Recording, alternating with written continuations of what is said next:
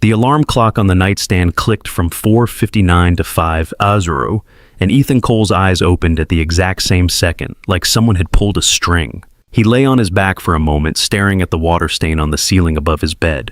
In the dim light, it looked like a rough outline of a broken bridge. He blinked once, twice, then reached out and slapped the alarm before it could even beep. His hand lingered on the plastic casing. The skin along his knuckles was dry and cracked. Calluses had begun to form at the base of his fingers from the last few weeks of odd jobs. He flexed his fingers, heard the faint pop of joints, then sat up. The apartment was quiet, the kind of thin quiet that did not really block out the world, just laid over it. Through the single-pane window came the distant roar of a freight train cutting through Aurora's industrial side, rattling the glass for a second. Somewhere downstairs, a neighbor's TV hummed low. Ethan swung his feet to the floor and winced at the cold linoleum. He checked his phone. 5:02. The interview email still sat at the top of his inbox subject line, in bold Kelso Dynamics interview confirmation, 10:00 a.m. He read it again, even though he could have recited it from memory. The building address in downtown Chicago, the name of the hiring manager, the phrase senior structural engineer. That phrase stuck in his chest like something he wanted to swallow whole. He stood and went to the tiny kitchenette. The coffee maker sat on the counter, an old machine with a crack along the side. He scooped in the cheapest grounds he could find at the discount store and poured in water from the tap, watching it cloud against the stained plastic reservoir. His hand shook just enough that a few drops splashed onto the counter. He wiped them with the dish towel and pressed the brew button. The machine groaned itself awake. As the smell of coffee crept into the room, he crossed to the narrow bathroom. The mirror above the sink was speckled with old toothpaste and age. Ethan clicked on the light, squinting at his reflection. Dark circles under his eyes. Stubble he had tried to shave last night with a dull razor. Hair that never sat quite right without gel he could not afford anymore. On the hook behind the door hung his one-suit jacket, the dark blue one he had bought 8 years ago for his wedding. The shoulders were a little loose now. Grief and cheap food had carved weight off him in uneven places. He pulled it on anyway. The tie lay folded on the counter. Dark gray silk, a faint diagonal pattern frayed just a bit at the tip. It had been his father's. His mother had mailed it to him after the funeral in a box with some photographs and a watch that no longer worked. He looped the tie around his neck, fingers moving automatically. Half Windsor like his dad used to show him in the mirror before school. His hands were larger than he remembered his father's being. Rougher, too. As he tightened the knot, his phone buzzed on the counter. He did not need to check the screen to know who it was. "Hey, Mom," he said, picking it up and putting it on speaker. "Are you up?" Carol Cole's voice filled the small bathroom sharp, even through the tinny speaker. "Yeah, I'm up. You cannot be late today. You understand that, right?" Ethan looked at the tie knot straight and centered. "I understand." "I mean it, Ethan. This is a real company, a real position. You show up late, they will move on, and they should. Your father would have been ready a week ago." He leaned against the sink. "I have been getting ready all month." The line went quiet for a second. In the background, he heard the clink of a spoon against a mug, the faint sound of a morning news anchor talking about traffic in some other city. "I just do not want to see you waste this," she said at last. Softer, but not by much. "Mia needs stability. She needs to see her father succeed at something. She idolizes you." "I know," he said. "Do you? Because from here, it looks like you are barely keeping your head above water." He closed his eyes. "I am going to that interview. On time. Prepared. Okay?" Another pause. "Fine. Call me when it is over." The call ended. The bathroom felt smaller. He slipped the phone into his pocket and stepped into the hallway. The coffee maker had finished. He poured the dark liquid into a chipped mug that said "World's Best Dad" in fading letters. Mia had picked it out at a thrift store for Father's Day the year before, paying in crumpled dollar bills and coins from her pink piggy bank. Steam rose, carrying the bitter smell. He took a careful sip, burning the tip of his tongue, then set the mug down and walked to the doorway of the second bedroom. The door was half open. Inside, the nightlight in the corner cast a pale glow over a small bed, a white dresser with one drawer that did not close all the way, and a floor littered with colored blocks and doll shoes. Mia was a small bundle under a unicorn blanket, her dark hair a tangle across the pillow. Her right hand clutched a plush fox so worn the fur had become one smooth patch of fabric. "Mia," Ethan said softly. "Kiddo." She squirmed, then rolled toward him, eyes blinking open. They were big and brown, still hazy with sleep. "What time is it?" she mumbled. "Too early," he said. "But I need to get you ready. Mrs. Harris is taking you to school today, remember?" The downstairs lady, Mia said, rubbing her eyes. Yeah, she is the downstairs lady. Be nice. She is saving Dad a drive. Mia pushed the blanket down and sat up. Her pajama top had cartoon planets on it, faded from too many washes. She looked around, then back at him. Is it the interview day, she asked. It is, he said. Her face brightened in an instant. She scooted on her knees across the mattress and threw her arms around his neck. He caught her easily, her skinny arms squeezing tight. You are going to get it, she said into his shoulder. I can feel it. His throat tightened for a second. He hugged her back, putting his hand on the back of her head, fingers sinking into her messy hair. I like your confidence, he said. Maybe you should come in and answer the questions for me. She leaned back, studying him, like she was trying to decide if he was joking. I do not know about bridges and stuff, she said.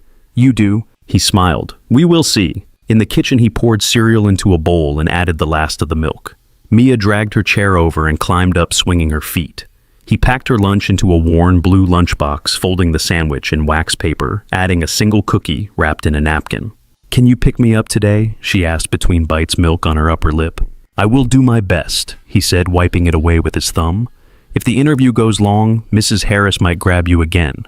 Is that okay? Mia shrugged. She gives me extra grapes. Then you might hope I am late.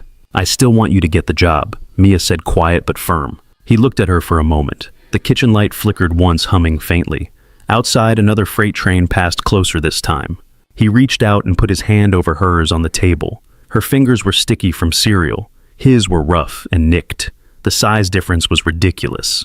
Me too, he said. Later, after Mia had brushed her teeth and pulled on her backpack with the missing zipper pull, they stepped out into the crisp morning. The hallway smelled like someone else's frying bacon and the faint chemical sweetness of cleaning supplies. On the sidewalk, Ethan crouched to zip her jacket up to her chin. You remember the rules with Mrs. Harris, he asked. Stay close. Hold her hand crossing the street. Say thank you. Do not let her cat in my backpack. Especially that last one, he said. She giggled. Then her face turned serious. You will call me if you get it, she asked. I will come tell you, he said. He straightened, watched her trot down the stairs toward the first-floor apartment, where an older woman in a robe waited in the doorway. Mrs. Harris waved. He waved back. Mia looked over her shoulder one more time and lifted her hand, fingers spread wide. He lifted his own, matching her from a distance hand against the cool morning air. Then she was gone inside. For a moment, Ethan stood alone on the cracked sidewalk, listening to the hum of early traffic out on the main road, the faint echo of a dog barking behind a fence. The cold nipped at his cheeks. He checked his phone again, 7:12. He walked back up, took one last look around the apartment, grabbed his folder with printed resumes and reference letters, and slipped his father's tie straight under his collar. He locked the door, checked the knob with one firm twist of his hand, and headed down to the parking lot, heart beating a steady loud rhythm in his ears as the morning light climbed slowly over the low roofs of Aurora. Ethan's sedan sat where it always did, near the back of the cracked asphalt lot, squeezed between a dented pickup and a sun-faded minivan. Frost still rimmed the windshield. He dug in his pocket for the scraper, then remembered he had broken it last winter. He rubbed his palms together, breathed into them, and used the side of an old loyalty card to scratch away the thin layer of ice at the driver's side. Cold bit into his fingers. Little flakes of frost clung to the dark hairs on his knuckles. When he finally slid behind the wheel, the seat creaked and the fabric released the faint smells of old coffee and fast food. He turned the key. The engine coughed once, twice, then caught with a shudder. The dashboard lights flared to life, including the check engine light that had become a kind of permanent decoration. He watched it. It stayed on for 3 seconds, then flickered off. Good girl, he muttered, and patted the steering wheel. He pulled out of the lot and onto the side street, the tires crunching over grit and bits of broken glass. Aurora's morning was coming awake. Porch lights blinked off school buses rumbled past, and the sky over the low buildings brightened from charcoal to a muddy blue. As he waited at a red light, his mind drifted back to the night before. Mia had been on the living room floor sitting cross-legged in a nest of colored blocks. The TV was off. A small lamp on the end table threw a warm circle over the worn rug. Look, she had said without looking up when he walked in. It is a bridge. He had set his lunchbox down and crouched beside her. 2 stacks of books made the piers. The blocks formed a wobbly arch between them. In the middle, a little plastic horse stood frozen. What happens if a truck goes across? He had asked. Mia pushed an invisible truck along the air. When she tapped the span with her fingers, the arch collapsed. The horse toppled to one side. Oh no, she said, giggling. Ethan picked up a block and examined the way she had stacked them. The base was narrow, the angles off. What did we say about foundations, he asked. That they cannot be wiggly, she said. That is right. They had rebuilt it together, him guiding her hands. Wider at the bottom, overlapping pieces a cleaner arch. When they were done, he set the horse back on top and gave the base a small push. It swayed but did not fall. That is better, Mia had said, eyes wide. Remembering it now, sitting alone at the red light, he let out a slow breath and eased his grip on the steering wheel. The light turned green. He pulled onto the main road that fed toward the highway. Street after street passed by one-story houses and worn-out strip malls. At the on-ramp to I-88, he checked the dashboard clock. 7:31. Plenty of time. He merged onto the interstate. Traffic was steady but smooth, a flow of cars and trucks pulling east toward Chicago. The city was still invisible, a gray promise beyond the horizon. The highway cut across flat fields and clusters of warehouses, the shoulders dusted with leftover gravel and salt. Ethan settled into the slow lane, kept one hand at the top of the wheel and one elbow resting on the window ledge. The heater pushed out air that smelled faintly of dust. On the passenger seat, his folder sat with its neatly stacked resumes and reference letters, a rubber band looped around it. He turned on the radio, let the static search through a couple of stations before landing on a local talk show. A cheerful host chattered about sports scores and weather, then shifted to a news segment. A calm reporter's voice filled the car. In downtown Chicago today, Grant Development Group will be unveiling plans for their newest high-rise, a 40-story office tower along the riverfront. CEO Olivia Grant, who took over the company 2 years ago, is scheduled to address investors later this morning. Ethan's fingers tapped once on the steering wheel. High-rises and riverfronts were the kind of projects he used to read about in trade magazines back when his degree still felt fresh, and he could imagine his name on those blueprint sheets. He pictured glass and steel, a clean grid climbing up into the sky. The host cracked a joke about rich people and ribbon cuttings. Ethan turned the volume down and checked the clock again. 7:53. He calculated in his head. Even with moderate traffic, he would be downtown by 9. That left a whole hour to park, maybe grab a coffee that did not come from a cracked machine, and sit somewhere to go over his notes one last time. His phone buzzed in the cup holder, vibrating against the plastic. He glanced down. Mom lit up on the screen. He hesitated, then tapped answer and put it on speaker. "Hey," he said. "Where are you?" Carol asked. There was no greeting, just that. "On the highway, heading in." "What time does it start again?" 10, he said. "Then you should already be in the city." "I am early, Mom." "How early?" He watched the road eyes on the curve ahead. "An hour at least." "Ethan," she said, exhaling. "You know traffic can change in a minute. One fender bender, one lane closure, and you are sitting there while someone else walks into that room on time." His jaw tightened. He checked the rearview mirror. A red SUV was tailing him too close. "I left as soon as I dropped Mia off," he said. "I cannot teleport." "I am not asking you to teleport," Carol said. "I am asking you to act like this matters." "It does," he said quietly. He signaled and moved into the middle lane away from the SUV. The cars ahead rose and fell with the gentle hills of the interstate, their brake lights blinking in loose rhythm. "You have a degree people kill for," Carol said. "There are men who would give anything to have what you have, and you are scraping by doing day labor hoping for a miracle. This is not a game." "I know it is not a game," he said. His voice came out sharper than he meant.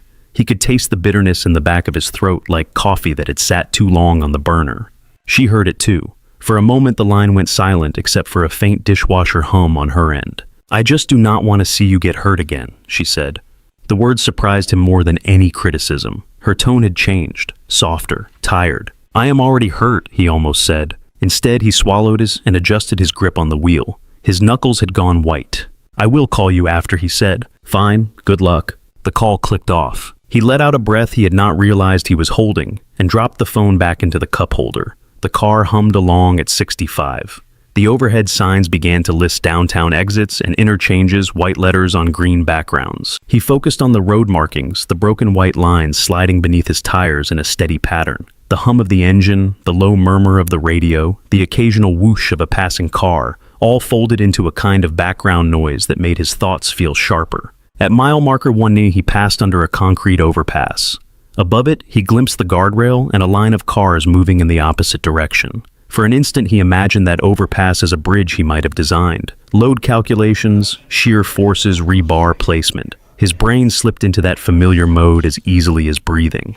He checked the clock again. 8:07. Still good. He rolled his shoulders to loosen the knot forming there and flexed his fingers around the wheel. His right hand drifted to the folder on the passenger seat, resting on the edge of the cardboard. He could feel the crispness of the paper underneath the faint ridge of the staple. "Senior structural engineer," he said under his breath, just to hear how it sounded in the air. Traffic ahead began to thicken. Cars clustered closer together, brake lights winking more often. A semi moved from the right lane into the center, its trailer shuddering slightly. Ethan eased off the gas. The speedometer needle dipped. He left a little more space between himself and the sedan in front of him, a silver car with a cracked rear bumper. Another mile, more brake lights. The flow of vehicles tightened into a kind of slow pulse. He glanced at the clock. 8:19. He could feel the first small tug of unease low in his chest. He set his jaw, kept his eyes on the red glow of the lights ahead, and nudged the car forward as the highway began to crawl. Banda nói, tiếp tục phần tiếp theo với logic viết tương tự trước đó. Phần 3, fully SEO optimized article, including FAQs, Vry.song đã nói, đã suy nghĩ trong 12 sis. Fan 3. The crawl turned into a shuffle. Cars packed in tight bumper to bumper, their brake lights glowing in a red chain that stretched out over the next rise. The hum of tires on concrete dropped into a uneven growl. A horn blared somewhere behind him, short and useless. Ethan tapped the brake, then let the car roll forward a few feet. Stopped. Rolled. Again. Stopped. He checked the clock. 8:24. He did the math before he could stop himself. 30, maybe 40 minutes to get into the city from here on a normal day. If this cleared soon, he would still be all right. If. He craned his neck, trying to see past the box truck in front of him. Nothing but a forest of vehicles and the bright flash of hazard lights 2 lanes over. No sirens yet. No sign of anyone moving off to the shoulder. The radio host joked about the usual morning backups and read off a traffic map that meant nothing to Ethan in this lane at this moment.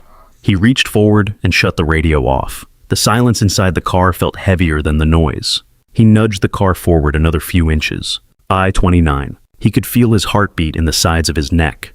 A minivan to his left inched up, and a kid in a car seat pressed his face to the window, staring at Ethan with wide eyes. Ethan managed a tight smile. The kid made a goofy face, tongue out, then vanished as the minivan crept ahead. Cars from the on-ramp kept trying to merge into the jam, making everything tighter. Ethan glanced at the far right lane. The shoulder was mostly clear. A few vehicles had squeezed over their drivers, standing outside, hands on hips, peering up the line, like they could will the traffic to move. He checked the clock again. 8:36. He imagined the lobby at Kelso, the receptionist checking names off a list, candidates in pressed suits glancing at each other, flipping through notes. A chair with his name on a printout empty. His fingers drummed on the steering wheel, a quick, uneven staccato. He scanned for an exit sign. Overhead, a green board came into view inch by inch. A white arrow pointed to a ramp less than half a mile ahead, leading toward a cluster of numbers and street names he recognized only vaguely from maps. There was a frontage road that paralleled the interstate for a while, then cut through an industrial district toward the city. He had mapped it the night before, a backup plan if he needed one. It added some distance but usually avoided heavy congestion. He watched the arrow slide past his windshield and felt a decision tighten inside his chest. The traffic inched forward again. The lane to his right opened up a foot. He flicked his signal on, slid over as soon as a small gap appeared, earning him a frustrated wave from the driver behind. He lifted his hand in apology, though he doubted the other man saw it. The exit loomed. So did the clock. 8:42. He could stay in this moving parking lot and hope it magically cleared. Or he could take the road he knew, the one he had stared at on his laptop screen while Mia slept in the next room. As the nose of his sedan reached the solid white line that divided the highway from the ramp, he turned the wheel. The car rolled onto the off-ramp and began to descend. Immediately, the sense of being pressed on all sides loosened. The lanes opened. He took the curve slowly, then merged onto a 4-lane surface road, lined with chain-link fences and low warehouses with faded logos. Traffic here was light. A delivery truck, a couple of compact cars, a police cruiser far ahead. The stoplights cycled without holding him long. His shoulders dropped a fraction. He followed the route he had memorized, past a concrete plant with its tall silos and gray powder dust hanging in the air, past an auto parts store with a blinking sign missing 2 letters. At an intersection with a shuttered diner, he turned right. The road narrowed to 2 lanes. The buildings thinned out. Patches of empty lots and scrubby grass replaced the warehouses. A wind picked up, pushing little whirlwinds of dust and leaves across the cracked asphalt. He glanced at the clock. 8:51. If the rest of the way stayed clear, he could be on the highway again closer to the city in less than 15 minutes. It would be tight, but not impossible. He let the car gain speed, the engine settling into a cleaner hum at 45. The further he drove, the quieter it became. No sidewalks, no pedestrians, just the occasional rusted mailbox leaning toward a gravel driveway, a line of bare trees scratching at the sky. He passed under a rusting railroad bridge. A freight train sat on the tracks above, still and silent, its boxcars lined up like a string of brick-colored blocks. As he came out from under the shadow of the bridge, he saw the car. It sat on the right shoulder, angled slightly toward the ditch, its hazard lights flashing in tired orange blinks.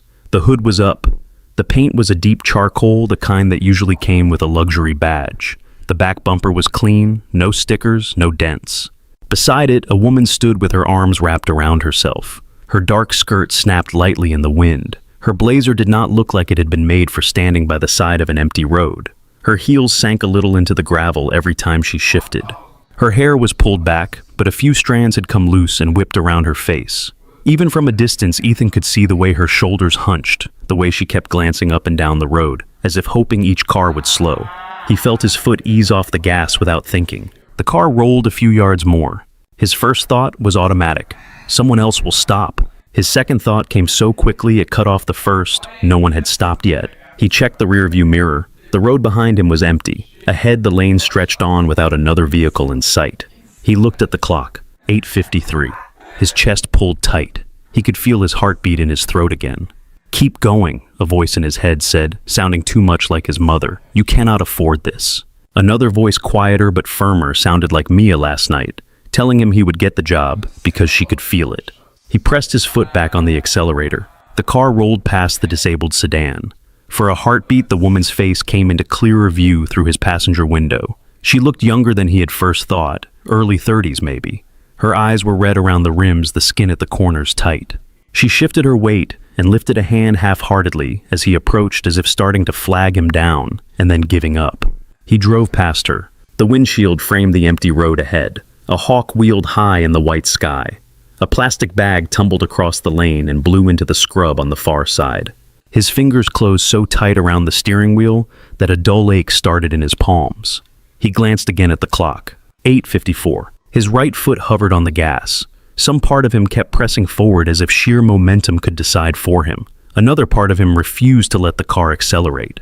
He saw for a second very clearly what it would look like to walk into Kelso's lobby on time, to shake hands, to sit down, to try to answer questions, with the image of a woman standing alone on a back road lingering at the edges of his mind.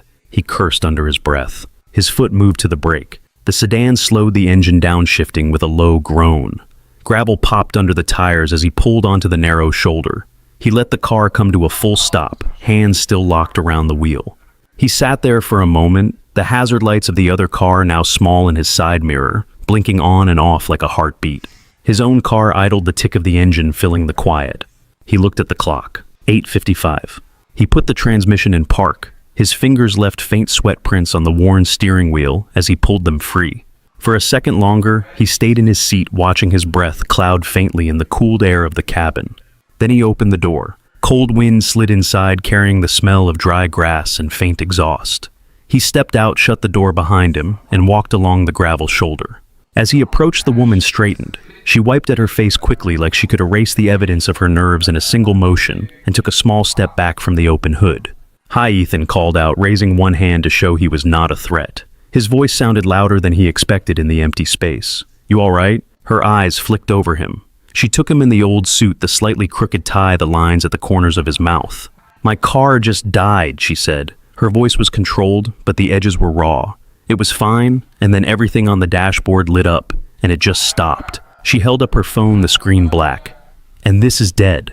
I have been here a while. You are the first person who has slowed down." He glanced at the road, then at the car. The engine bay yawned open, a neat rectangle of hoses and metal. "Did you see or hear anything weird before? It quit?" he asked. "Just a chugging noise," she said, then nothing. He moved closer and peered under the hood, staying careful not to brush against her. Heat still rose from the engine, the metallic smell of it mixed with the sharp scent of dust and the faint sweetness of whatever air freshener she used. He rested his palm briefly on the front frame, feeling the warmth soak into his skin. Behind him, the road stayed empty. He could feel the seconds slipping one after another, but for the moment he focused on the maze of wires and metal in front of him, searching for something small enough to fix and fast enough to not wreck his entire morning. Up close, the car looked even more expensive than Ethan had thought. Clean grills, sleek lines, a badge he recognized from commercials he skipped on streaming sites. He leaned over the fender and scanned the engine bay. The plastic covers were smooth and new, the metal free of corrosion. He ran his eyes along the obvious paths first. Battery, cables, connections. There it was. The negative battery cable hung just loose enough to make his stomach sink. It had probably shaken free on the rough stretch of road, cutting power in an instant. Simple, stupid, fixable. He reached in and brushed his fingers against it. The plastic was warm and dusty. He wiggled it slightly. It moved more than it should. He straightened and looked at the woman. "Good news," he said.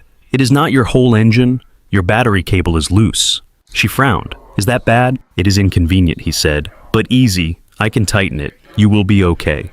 Relief flashed over her face so fast it almost looked like a trick of the light. Her shoulders dropped. Her fingers, which had been clenched around her phone, loosened a little. "You can fix it?" she asked. "Yeah," he said. "If you have a few minutes." He glanced at his watch. The second hand swept cleanly around the dial. 8:57. His chest tightened. He could feel the fork in his day sharp as a rail spike. Help this stranger and cut his margin down to almost nothing, or get back in his car and hope someone with more time stopped later. He turned back to the engine. "I have some tools in my trunk," he said. He walked quickly to his sedan. The trunk creaked when he opened it, revealing a jumble of old moving blankets, a small jack jumper cables, and a dented red toolbox that had belonged to his father. The metal of the box was cold against his palm as he lifted it out. The handle dug into his fingers. For a second, he saw his father's hands, younger than his own, were now closing this same latch, pushing this same box into the back of another car decades ago. Ethan shut the trunk and carried the box back to the stalled sedan. "You are sure you do not have somewhere you need to be?" the woman asked as he set the box down. He flipped the latches, the sound sharp in the quiet. "I do," he said. "Job interview." Her eyes flicked to his tie, then back to his face. "Today? In a couple hours," he said. "Downtown." She glanced at the barren road around them, then at her own dead car. "I feel like I should tell you not to do this," she said, "and also beg you to do this." He could not help a quick small smile. "Do not worry," he said. "This is the fast kind of trouble." He pulled out a wrench and leaned in again. The cable's clamp was slightly crooked on the battery post. He loosened it, reseated it, then tightened until the metal bit down cleanly. His knuckles brushed rough surfaces, picking up dirt and a thin line of grease. His hands felt steadier as they worked. The world shrank to the metal under his fingers, the weight of the tool, the familiar sequence of steps. "Where were you headed?" he asked without looking up. "Downtown too," she said. "I have a meeting." "Big one?" he asked. "Big enough," she said. There was something in her tone that made him curious, but he let it go. He had enough to worry about. He checked the connection again, tugged it to make sure it held. Satisfied, he straightened and wiped his hands on an old rag he kept folded in the bottom of the toolbox. "Try it now," he said, stepping back. She hesitated a second, then slipped past him and into the driver's seat. When she turned the key, the engine caught on the first try, humming smooth and strong. She let out a sound that was almost a laugh. Thank God, she breathed, turning the key off again. She climbed out the relief, still lifting her voice. "You are an actual miracle." "Just a guy with a wrench," Ethan said. He closed the hood with a solid thump. The sound echoed a little in the open space. "How much do I owe you?" she asked, reaching for her purse. "Nothing," he said. She blinked. "I cannot just let you walk away. You saved my whole day." "You would have done the same," he said. Her expression made it clear she was not entirely convinced of that. "At least let me give you a ride," she said. "If you are heading into the city, I can get you closer." He shook his head. "I have my car," he said. "Besides, they would probably notice if I showed up to an engineering interview getting out of a stranger's luxury sedan." That pulled a real laugh out of her. It softened her features, took a few years off. "Fair point," she said. She looked at her watch and then at his. "What time is your interview exactly?" she asked. 10, he said. Her mouth tightened, not in judgment, in calculation. "Then you need to go," she said, "right now." He nodded. His heart had already started beating faster again.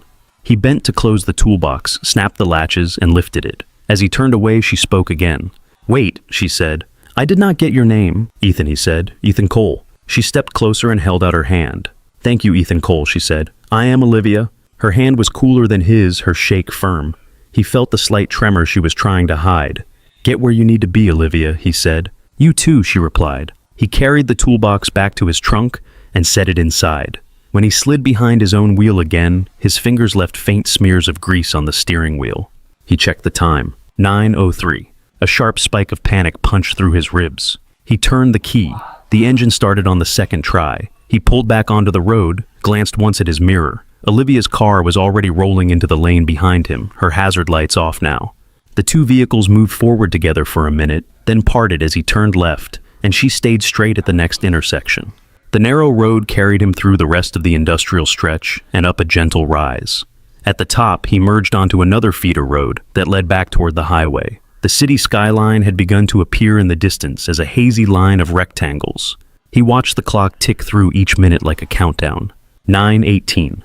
He accelerated whenever he could, braked late but safe at lights, wove through traffic without taking stupid risks. Every red light felt personal. By the time he reached the main highway again, the earlier jam had loosened. Cars moved slower than usual, but moving. He merged in and pushed the speed as far as he dared, the engine growling in protest, but holding. Downtown rose around him, bridges and overpasses, crisscrossing tall buildings catching the light. He followed the directions he had memorized to the Kelso building, turned into a garage, and spiraled up through dim levels that smelled of oil and damp concrete. He found a spot on level 4, jammed the car into park, and shut off the engine. His hands shook as he grabbed the folder from the passenger seat. He checked the time, 10:21. He could feel his heart up in his throat. He stepped out, locked the car with a hurried twist of the key, and jogged toward the stairwell. His dress shoes slapped hard against the concrete. Each breath burned cold in his chest. The lobby of Kelso Dynamics was colder than he expected. Air conditioning hid his flushed face as he pushed through the glass doors. The floor was polished stone, pale and reflective. A wall of windows looked out over the busy street. A sleek reception desk sat in the center, a woman behind it, in a tailored blouse and perfect posture. A few people in suits sat in chairs along the wall, flipping through their phones or glancing at the flat screen displaying project photos. Ethan tried to smooth his tie as he approached the desk. "Good morning," the receptionist said, looking up. Her smile was polite, practiced. "Can I help you?" He swallowed. "Ethan Cole," he said. His voice came out slightly hoarse.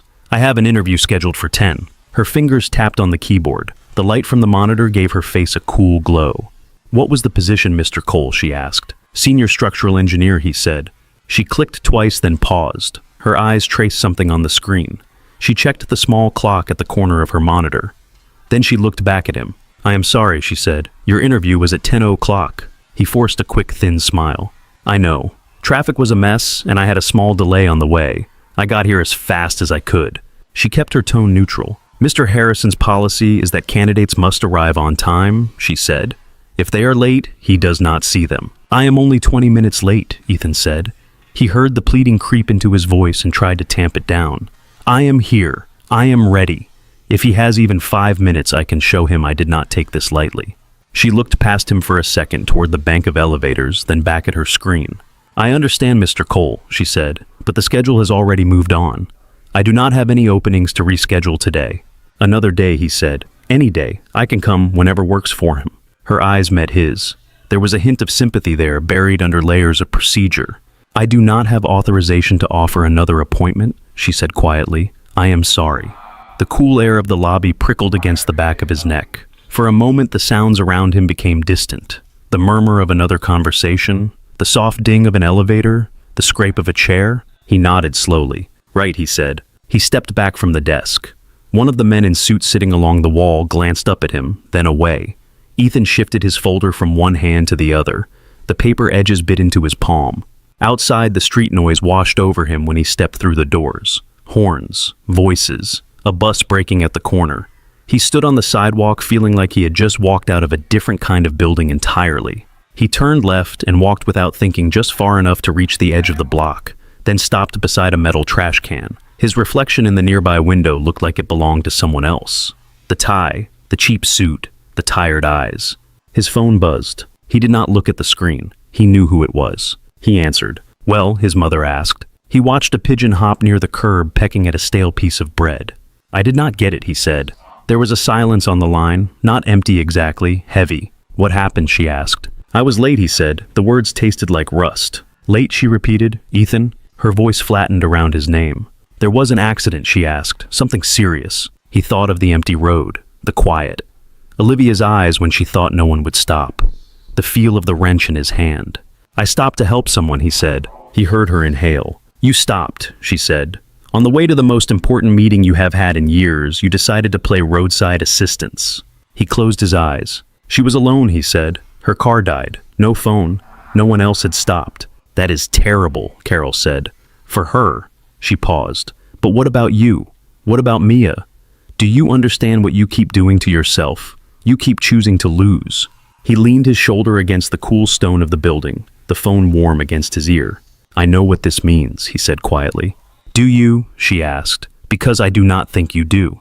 You cannot keep living like this. You cannot keep missing every step and then acting surprised that you are still in the same place. His jaw clenched, his free hand curled into a fist at his side. I have to go, Mom, he said. Do not, you hang up on me, Ethan. We are not done here. He ended the call. The sudden absence of her voice rang louder than the street. He slid the phone into his pocket and stared at his own reflection in the glass again. The tie had slipped a little off center. He straightened it by habit, even though there was no point now. His hand shook as he dropped it back to his side. The city moved on around him unconcerned. Cars flowed through the intersection. People hurried past with coffee cups and briefcases. Somewhere above, unseen, someone was starting a meeting in a conference room with a view. Ethan stood on the sidewalk, folder limp in his hand, and felt the weight of the minutes he had traded. His father's tie pressed against his throat. His palm still smelled faintly of engine grease. He exhaled long and slow, then turned away from the glass and walked back toward the parking garage. The echo of his footsteps swallowed by the steady noise of downtown. The parking garage swallowed him again. The air inside was cool and smelled of rubber and exhaust. Ethan walked up the ramp to his car without really seeing any of the vehicles he passed.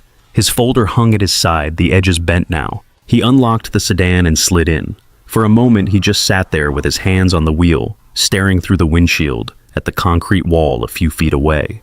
The quiet buzz of the engine from some car nearby filled the space between his thoughts.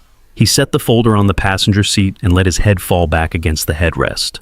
His phone vibrated in his pocket twice more before he pulled it out and silenced it. He did not read the messages. He started the car and eased out of the spot. On the way down the ramps, the turning circles pressed him gently against the seat. He signaled automatically at each level, even though no one was behind him. By the time he hit the street and pointed the car toward the freeway, the knot in his chest had settled into a dense weight. The drive back to Aurora felt shorter, or maybe he just remembered less of it. Signs, lanes, exits all passed in a blur of lines and color. His hands kept the car between the white stripes. His eyes checked the mirrors and speedometer. His mind stayed fixed on the image of the receptionist's neutral face. At home, the apartment looked the same as it had that morning. Same peeling paint, same uneven blinds. The sunlight fell across the kitchen counter in a tilted rectangle. He set his keys in the bowl by the door and dropped the folder on the table. The papers slid halfway out, their neatness gone. He stared at them for a second, then flipped them closed again without reading. The silence of the apartment pressed close. No cartoons, no footsteps, no questions. He filled a glass with water from the tap and drank half of it in one go. The water tasted metallic. He set the glass down harder than he meant to. A thin line of water sloshed over the rim onto the counter. He wiped it with the edge of his sleeve. On the fridge, a magnet held up Mia's drawing of a bridge. 2 towers, a rainbow of lines between them. Underneath, she had printed in big uneven letters, "My dad builds stuff." He stood there with his hand resting on the magnet, his thumb covering the corner of one tower. A little after 3, Mrs. Harris knocked and then let herself in with Mia at her side. Ethan forced a smile onto his face. "Hey kiddo," he said. Mia dropped her backpack by the door and ran to him. Her shoes squeaked on the linoleum. How was it, she asked before he could even kneel. He bent down so they were eye to eye. Her face was hopeful, open, completely unguarded. He tried to decide how much truth he could give without making that look fall away. "I did not get that one," he said. "They were not able to see me." Her brows pulled together. "They did not see you. I was late," he said. "Things got a little complicated on the way." "Because you helped the lady?" she asked. He blinked. "How did you know about that?" he asked. "You told Mrs. Harris," Mia said. "She said you did a nice thing and the world needs more people like you. Then she said sometimes grown-up things are very stupid." Mrs. Harris, still standing near the door, lifted both hands a little. "Guilty," she said. "Sorry," she overheard. Ethan let out a breath that was almost a laugh. "It is okay," he said. He looked back at Mia. "Mrs. Harris is right about grown-up things. Are we gonna be okay?" "Are we gonna be okay?" Mia asked. The question came so small and quiet that it hurt more than his mother's words had. He reached out and pulled her close. "Yeah," he said into her hair. "We are going to be okay. I will find something." The something found him a few days later. It came in the form of a handwritten flyer taped to the notice board outside the small grocery store down the block. In black marker, laborers needed construction site. Start immediately. A phone number along the bottom, little strips cut so you could tear one off. He stood there with a carton of eggs in one hand and stared at the paper. His eyes went to the word laborers, then to the smaller line that read, "No experience required." His degree in engineering sat folded somewhere in a box under his bed. The student loans tied to it still showed up in his email. No one had asked to see the actual diploma in a long time. He balanced the eggs in the other hand and tore off a strip with the number. The next morning, he stood in a muddy lot on the edge of another industrial area, this one closer to home. A chain-link fence surrounded stacks of lumber and pallets of cinder blocks. A roll-off dumpster sat half full of broken concrete. A temporary office trailer perched near the entrance, its metal steps flecked with dried mud. The foreman was a compact man with a gray beard and a sunburned neck. He introduced himself as Ray Morales. His handshake was firm and quick, his eyes sharp. "You ever worked construction before?" Ray asked, looking Ethan up and down. Ethan shifted on his feet. He wore his sturdiest boots and his least worn jeans, along with a flannel shirt he had not put on since the last time he tried to fix a neighbor's porch for cash. "Not like this," he said. "I have been on sites as an engineer." Ray snorted. "Everyone is an engineer out here until they touch a shovel," he said. "You quit on me after a day, I will find someone who does not." "I will not quit," Ethan said. Ray watched him for a second, then jerked his head toward a pile of safety gear. "Hard hat, vest, gloves," he said. "You start at 15 an hour. Cash on Fridays. We need bodies more than experience." Ethan picked up a yellow hard hat. It felt heavier than it looked. The reflective vest smelled faintly of sweat and dust. The gloves were stiff at first, then loosened slightly as he pulled them over his hand. The first day was a blur of lifting, carrying, and sweat. The August sun lay heavy over the site. The ground gave under his boots, soft from a rain earlier in the week. He hauled cinder blocks from one stack to another, moved bundles of rebar, helped guide sheets of plywood off the back of a flatbed, while another man shouted instructions above the whine of a saw. By mid-morning, his shirt clung to his back. His shoulders throbbed. The gloves that had seemed thick and solid now felt thin against the roughness of concrete. During a short break, he sat on an upside-down bucket in the shade of the trailer, breathing through his mouth.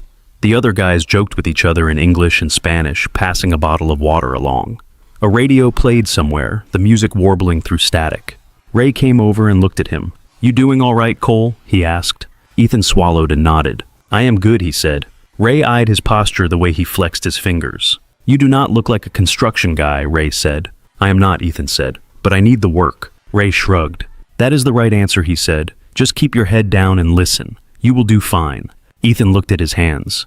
Even through the gloves, he could feel new blisters forming under the calluses. The skin would harden. It always did. When the day ended, his legs felt rubbery. He drove home with the window cracked, letting hot wind wash the dust from his face as much as it could. In the apartment, Mia ran to him, then stopped short when she saw the dirt on his clothes. "Whoa," she said. "You look like you wrestled the ground." "Sort of did," he said. She grinned and poked one of the spots of dried mud on his sleeve. "Did you get the job?" she asked. "The fancy one?" He shook his head and tried to keep his tone matter-of-fact. "Not that one," he said. "But I got a different job. On a construction site. We build things there too." Her face lit up again. "Like bridges?" she asked. "Not yet," he said. "Mostly smaller stuff, but it is still building." She seemed to consider this, then nodded. "Do you wear a hat?" she asked. He reached into the hallway and picked up the hard hat he had left by the door. He set it on his head. Mia laughed. "You look like the guys on my cartoons," she said. "The ones who fix everything." He left the hat on while he cooked dinner, partly for her, and partly because he did not feel like taking it off. Dinner was boxed macaroni and cheese with a few peas thrown in from the freezer. Mia talked about school while she ate about a new girl who had a glittery backpack and a teacher who wrote in green ink. After she brushed her teeth and climbed into bed, she tugged on his sleeve. "Dad," she said as he tucked the blanket around her, "you are going to keep this job right." "Yeah," he said, "that is the plan." "Good," she said. "I like when you come home with dirt. It means you did things." He leaned down and kissed her forehead. "Sleep," he said. Later, when the apartment was quiet again, he sat at the same table where he had laid out his interview papers. Now the surface held a stack of bills, some open, some still in their envelopes. He rubbed his thumb along the edge of one, feeling the thin ridge of paper against his skin. $15 an hour, 40 hours a week, if he was lucky, some weeks less if the weather turned. It would not stretch far, but it was more than nothing. It was a place to stand that was not thin air. His phone buzzed. He considered ignoring it. Then he saw his mother's name. He answered. "I heard you got something," Carol said. She had a way of finding out even from several hours away. "Construction," he said, "day labor, on a small site for now." There was a pause.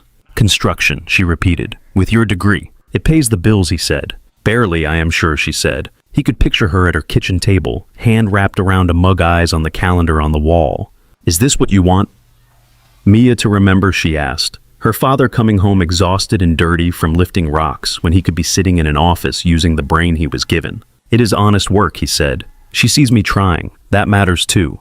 "Your father was an engineer," she said, "a real one. He provided for his family. He did not settle." The word lodged in his chest. "I am doing my best, Mom," he said. "Your best has not been enough so far," she replied. "I am scared for you. I am scared for her." He stared at the bridge drawing on the fridge again. "I know," he said. The line went quiet. This time she was the one who hung up first. He sat there for a while, the phone cooling in his hand, the room lit only by the small lamp on the counter. Outside, a freight train rumbled by, the car windows rattling faintly in their frames. He flexed his fingers, feeling the sting in the new blisters. His hands rested on the table, palms down, knuckles up. They looked like someone else's for a second. Tomorrow he would wake before dawn again. He would put on the vest and the hard hat and pick up whatever Ray told him to pick up. For now he listened to the fading sound of the train and the ticking of the cheap wall clock, the two rhythms overlapping in the dim apartment. The next week settled into a rhythm that felt like it had always been there waiting. Ethan woke before the alarm most mornings. The gray light that seeped around the blinds had a particular flat quality at that hour, like the day had not quite decided what it was going to be. He dressed in the dark so he would not wake Mia, pulling on jeans that still smelled faintly of dust socks with mismatched elastic and the t-shirt that had become his unofficial work shirt, soft from years of washing. In the kitchen he brewed coffee strong enough to sting his nose. He filled a thermos, packed a peanut butter sandwich into a plastic bag, and then stood for a second with both hands on the counter, feeling the cool laminate under his palms, trying to gather himself. By 6, he was dropping Mia at school breakfast. The cafeteria lights were too bright, the tables already crowded with kids trading milk cartons and cereal bars. She would hug him, quick, smelling of shampoo and crayons, then dash off toward her friends. He watched her pick a seat, watched her laugh at something another girl said, and then turned away before the urge to stay could catch hold. On the site, the days began to blur together. The first week, every muscle complained. His shoulders burned. His lower back screamed when he bent. Blisters rose and burst along the base of his fingers under the rough fabric of the gloves. He went home at night, moving like an old man. Then the second week, the pain dulled. The blisters hardened into calluses. His grip on the rebar became surer. The weight of a cinder block grew familiar, like the weight of a full grocery bag or a sleeping child. The site itself changed by inches. What had been a flat expanse of dirt and mud sprouted trenches and forms, grids of rebar waiting for concrete. Plywood walls rose along chalk lines. The skeleton of a stairwell appeared one day at the edge of the slab, the steps nothing more than rough concrete slabs and temporary rails. The noise was constant, hammers, saws. The squeal of metal dragged across metal. The air smelled of mud, sweat-hot steel, and the occasional sharp chemical tang when someone opened a new bucket of sealant. Ethan carried lifted steadied. Sometimes he held a board long enough for another worker to nail it in place. Sometimes he wheeled a barrow full of broken bricks to the dumpster. Sometimes he just waited standing with his hands on his hips while Ray sorted out some issue with a delivery. On those pauses, his mind wandered in ways his body would not allow when he was in motion. He would look at the shape of the forms, the way the rebar bent and intersected, and could not help mentally calculating the loads, the span, the safety factor. The habit was bone deep. Ray began to notice. One afternoon, Ethan was helping 2 other guys brace a temporary wall. The wind had picked up, pushing against the plywood with a low ripple. Ethan stepped back, frowned, and shifted one of the braces 2 inches, changing the angle. "That is not going to hold like that if it rains tonight," he said. One of the guys, a big man named Luis, shrugged. "It has held so far," Luis said. "For now," Ethan said. But if it gets saturated and the gusts hit from the west, the top will want to kick out. Ray, walking by with a clipboard, stopped. "You a weatherman now, Cole?" he asked. Ethan pointed to the brace where it met the ground. "If you anchor it here instead," he said, "the load goes straighter down, not sideways. Less chance of failure." Luis gave him a look, but adjusted the brace. Ray watched the change, then nodded. "You said you were on sites as an engineer," Ray said. "I was," Ethan replied. "You still think like one," Ray said. There was no accusation in it. It sounded almost like approval. At lunch breaks, Ethan sat on stacks of lumber, or overturned buckets with the others. They shared bottles of water, stories about bad bosses and old jobs, jokes that bounced between English and Spanish. The sun baked the gravel around them. Sweat dried on the backs of their necks in white lines. The work left him exhausted, but the exhaustion was simple. His body hurt because he had used it. The ache did not have the sharp, helpless edge that waiting for an email once had. Evenings with Mia became more precious because there was less of him left to offer. He picked her up from the after-school program when he could, or from Mrs. Harris when he worked late. She would barrel into him little sneakers, squeaking her backpack bouncing. He would bend down and let her weight hit him full, bracing his legs like he was catching something fragile and heavy at the same time. At home, they fell into their own routines. She did homework at the kitchen table, while he rinsed out his lunch containers and shook the dust from his clothes outside the door. The water in the bathtub turned gray when he washed. The mirror fogged with steam, and sometimes he stood there a few extra minutes, letting the hot water hit his shoulders, feeling it work into the tight muscles.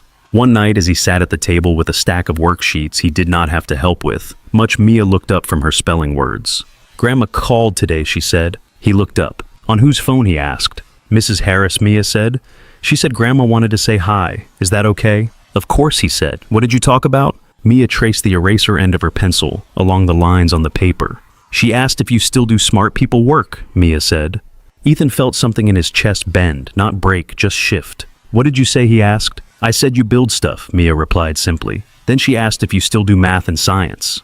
"Did you tell her I help you with fractions?" he asked, trying for a lighter tone. "I told her you count how many blocks you carry and how high the walls are," Mia said. She got quiet for a minute. He imagined Carol on the other end, lips pressed, thin eyes drifting toward the photo of his father that still hung in her hallway. "Then she said you used to wear a tie," Mia added, "and now you wear a hat." Mia glanced up at him, as if checking to see if she had said something wrong. Ethan forced a small smile. "I still own the tie," he said. "I like the hat better," Mia replied. "The tie chokes your neck." She mimed tugging at an imaginary knot face scrunched. It pulled a laugh out of him that surprised them both. "You are not wrong," he said. Later, when she was asleep, he sat on the edge of her bed for a moment, watching her breathe. The streetlight outside threw a soft square of light across one corner of the room. On the floor near her dresser, the blocks from the bridge game lay in a tidy pile. She had sorted them by color. He picked one up, rolled it between his fingers, then set it back and went to the kitchen. His phone chimed with a text from his mother. "I did not mean to upset her," the message read. "I just worry." He stared at the screen. His thumb hovered over the keypad. He typed and erased a few sentences, then finally settled on, "She is fine. We are okay." He did not add anything else. He set the phone face down on the table. The turning point came on a Monday, almost a month into the job. The morning air felt heavier, a hint of late summer humidity. The sky was a pale, washed-out blue. Ethan arrived at the site to find the usual bustle slightly more charged. Trucks were backed up near the entrance. A crane operator sat in his cab helmet turned toward the office trailer. On the door of the trailer, a fresh paper had been taped. Ray stood nearby, reading it over with another supervisor. When Ethan approached, vest already on, gloves tucked into his waistband, Ray waved him over. "Morning, Cole," he said. "Good timing. Got some news." "Good or bad?" Ethan asked. Ray shrugged. "Depends on how you feel about long drives and fancy buildings," he said. He tapped the paper with 2 fingers. "Company landed a bigger contract," Ray continued. "Downtown, high-rise corporate offices, lot of money in it. They want a crew they can trust, so some of us are moving over there. You are on the list." Ethan blinked. "Downtown Chicago?" he asked. "Near the river," Ray said. "Place with glass everywhere. Belongs to some development group with too much cash and not enough patience. We start there next Monday. New site, new safety rules, same pay. You want in?" Ethan looked past Ray at the half-built structure behind them. The small building felt almost modest by comparison to what he was picturing now. He imagined cranes taller than anything here, steel skeletons reaching up into the sky, planes drawn by people who had sat where he once hoped to sit. "Yeah," he said, "I am in." Ray nodded like he had expected that answer. "Good," he said. "You work hard, you listen, and you do not freak out when someone in a suit walks by, you will be fine. Those projects are where reputations get made." The week that followed moved quickly. The crew rushed to get the current site to a point where another team could take over. They poured slabs finished framing and cleaned up debris. Ethan found himself working overtime hours whenever the light held. At night, he studied the bus routes and driving time into the city, figuring out the least painful way to get from Aurora to the downtown site without making Mia's mornings worse. The extra commute time would mean earlier alarms and tighter evenings, but the work would last longer than the small project he was on now. On Sunday night, he laid out his clothes in the chair by the bed, slightly cleaner jeans, his best work boots, a shirt without holes. He set his hard hat and vest by the door, along with his lunch cooler thermos and a folded set of bus schedules. Mia watched him from the couch, her feet tucked under her. "What is different?" she asked.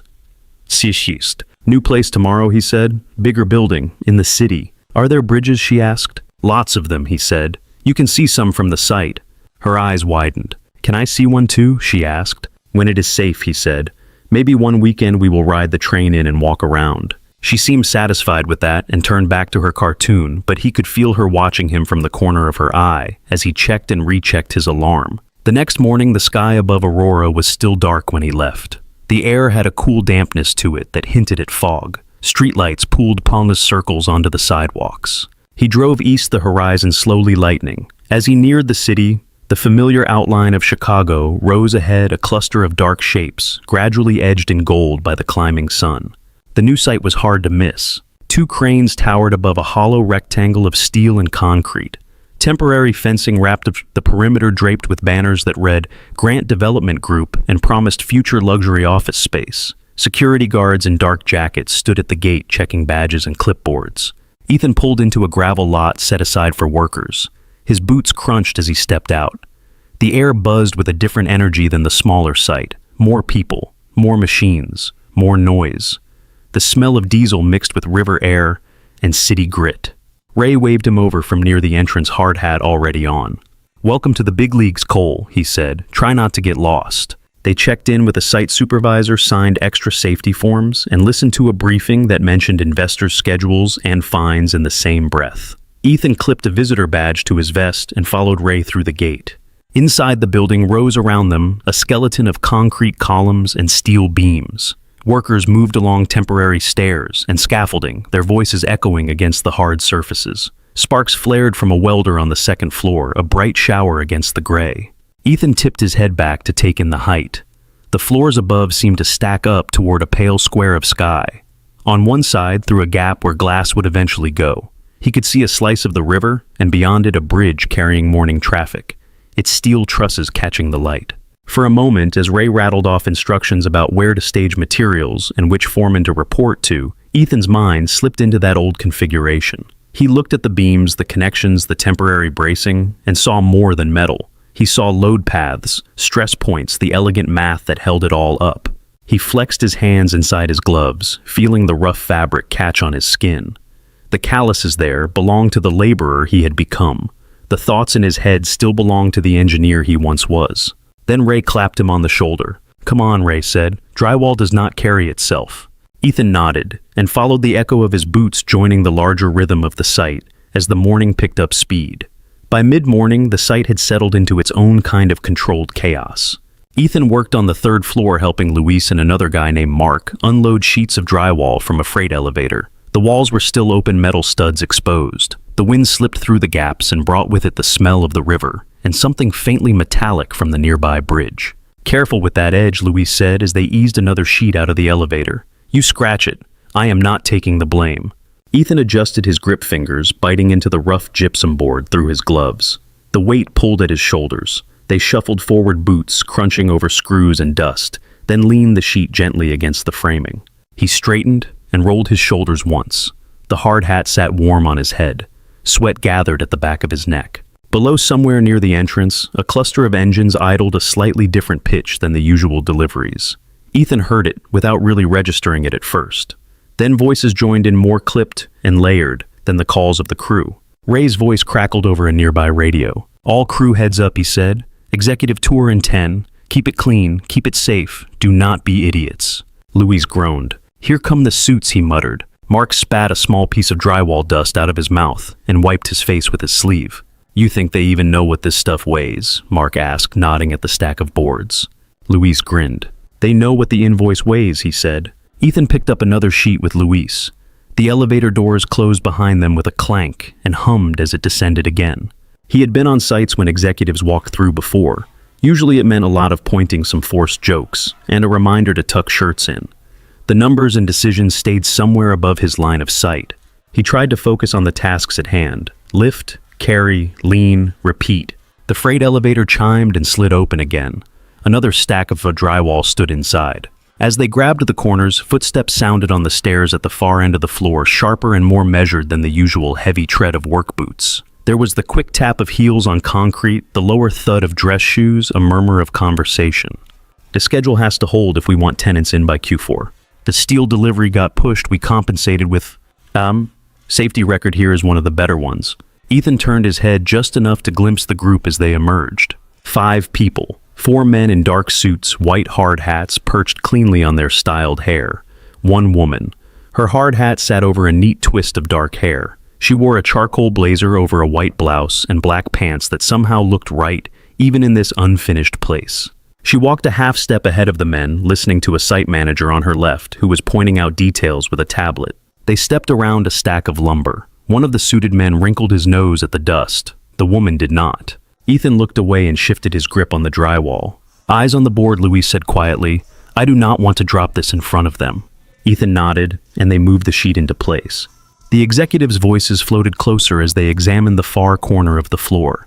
Someone asked a question about fireproofing. Someone else mentioned change orders and budgets. Ethan grabbed another sheet. Last one Mark called from inside the elevator. They took it and backed out. As they turned, Ethan felt a prickle between his shoulder blades. The sense of being watched crawled up his spine. He set the drywall against the stud wall and finally looked up. The group had shifted. The site manager was still talking, but the woman in the charcoal blazer was not looking at him anymore. She was looking at Ethan. Her gaze was direct focused, like she was studying a blueprint. For a second, he did not place her. Her hair was different, pulled back tighter, and the setting was so far from the empty road that his brain resisted the connection. Then his memory caught up. The blue flicker of hazard lights, the open hood, her hands clenched around a dead phone. His mouth went dry. She took 3 steps toward him, almost without seeming to decide to. One of the suited men paused mid-sentence. Another reached out as if to catch her elbow, then thought better of it. Excuse me, she said to the site manager. I need a moment. He blinked, then nodded quickly. Of course, Ms. Grant, he said. The title slid past Ethan's ears without landing. She walked straight up to him, stopping a couple of feet away. Up close, he could see the faint shadows under her eyes, the light foundation that could not quite erase them. There was a small crease between her brows that had not been there on the roadside. You are the man who stopped, she said. He wiped his hands on his gloves without thinking. Yeah, he said. Your car on that back road couple weeks ago. Her lips tightened, then softened. My car did not just stop, she said. It died. Completely. You brought it back. Louise and Mark exchanged a look and quietly busied themselves, stacking the last drywall, giving them the illusion of privacy. Ethan adjusted his hard hat. I tightened a cable, he said. The car did the rest. She huffed out a small breath that might have been a laugh if it had a little more air behind it. I never got your name, she said. Ethan, he said. Ethan Cole. Olivia Grant, she replied. She replied. He nodded once. Fitting, he said. Your last name is all over the fences here. A flicker of surprise crossed her face at his tone. Not disrespectful, just honest. This is one of ours, she said. Grant Development is building it. She glanced around the floor at the stacks of materials, the workers, the open spaces where offices would one day be. I did not expect to see you here, she said. When you told me you had an interview that morning, I imagined something different. Me too, he said. She studied him for a moment. The sound of a saw started up nearby and then stopped again. Dust motes floated through a shaft of light between them. Did you make it? She asked. The question was simple, but heavy. To your interview. He could have softened it. He could have said almost. Instead, he answered straight. I was 23 minutes late, he said. They would not see me. Her eyes closed for a heartbeat. When she opened them, they were sharper. Because of me, she said. He shifted his weight. Because I decided to stop, he said. You did not ask me to. You did not wave me down. You could have kept driving, she said. A lot of people did, he answered. The honesty of that hung there for a second. She took it in her jaw, working. "And now you are here," she said, "doing this." "It is a job," he said. "I needed one. This one was hiring." One of the suited men cleared his throat gently. "Ms. Grant, we are on a schedule," he said. She held up one finger without taking her eyes off Ethan. "In a minute," she said. The man subsided. She turned, slightly angling them so that the others had an excuse to look away and pretend they were not listening. "Do you have family?" she asked. "A daughter," he said. He hesitated, then added, "Mia. She is 7. She nodded like that meant something specific to her. "I have been thinking about that morning since it happened," she said. "I kept replaying it in my head. My car dies. I am standing there useless, and some stranger in a suit stops, crawls under the hood, and ends up missing an interview that might have changed his life." He could feel heat rise under the collar of his shirt. "Life has lots of mites," he said. "That is an impressive way to dodge admitting you got hurt," she said. He met her eyes. There was no pity there, just clarity. He did not respond. She let the silence sit for a moment, then reached into the inside pocket of her blazer and pulled out a card. The cardstock was thicker than normal, with a matte finish. She held it between 2 fingers so he could see the logo, Grant Development Group, in clean, dark letters. Underneath her name, Olivia Grant, CEO. Ethan had known she was important the moment the site manager called her Ms. Grant, but seeing the 3 letters spelled out there still made something shift in his chest. She extended the card toward him. "I cannot change what happened that morning," she said. "You made a choice you should not have had to pay for like that. But I can do something about right now." He looked at the card, then at her. "What is this?" he asked. "An invitation," she said. "Come to my office tomorrow at 9. I want to hear your story properly. Not on the side of a road, not in the middle of a job site." He did not reach for the card right away. "I already told you the short version," he said. "I want the long one," she said. "And I want to see if there is any way I can help fix what my dead car helped break." "There is nothing to fix," he said. "I am working. I will be fine." "Are you always this stubborn, or is it just today?" she asked. Louise snorted quietly behind him and pretended to cough as he turned away. Ethan exhaled through his nose. "I do not want charity," he said. "It is not charity," she replied. "I cannot help a bad engineer. I cannot help someone who does not show up. But I can pick up a phone. I can call people who hung up on you once and ask them to listen again. The rest is on you." He thought of his mother's voice. "You keep choosing to lose." He thought of Mia asking if they would be okay. He thought of the receptionist's neutral smile as she told him the schedule had moved on. He finally reached out and took the card. The surface felt cool and smooth under the grime on his fingertips. "Tomorrow at 9, she repeated. "Where?" he asked. She flipped the card over and tapped to the address on the back. "Headquarters," she said. "Top floor. There is a lobby, a receptionist, the whole thing. They are nicer than Kelso's." He raised an eyebrow. "You know Kelso," he said. A corner of her mouth lifted. "I know a lot of people who build things in this city," she said. "It is my job." The suited man who had spoken before stepped forward half a step. "Ms. Grant," he said, quieter this time. She glanced at him, then back at Ethan. "I have to go," she said. "Investors love to be walked around concrete that will eventually be marble." He gave a small huff at that.